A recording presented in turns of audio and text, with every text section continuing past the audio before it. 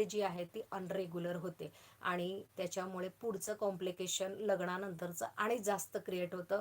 त्याच्यासाठी जर तुमच्याकडे मुली असेल तर मुलींना वेळेत ह्या गोष्टी बंद करायला सांगा, जेणेकरून हा प्रॉब्लेम येणार नाही.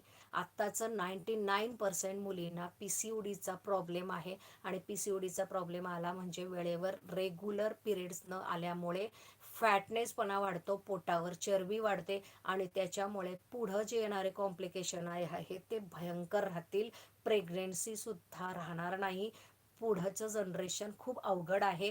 एज कमी असणार आणि जगणं मुश्किल असणार. ह्या सगळ्या गोष्टी होऊ नये असं पण तुमचा मुलामुलींसाठी जर वाटत असेल तर वेळेचा आधी त्यांना या गोष्टीचं त्यांना समजावून सांगा, जेणेकरून त्यांचे येणारं पुढचं जे लाईफ आहे ते सुद्धा हॅपीली राहील. मुलगा असो किंवा मुलगी असो, जास्त जंक फूड खाऊ देऊ नका, जास्त सॉफ्ट ड्रिंक पियायला देऊ नका. भयंकर आहे ते आपल्या बॉडीसाठी. कधीतरी घेतलं ती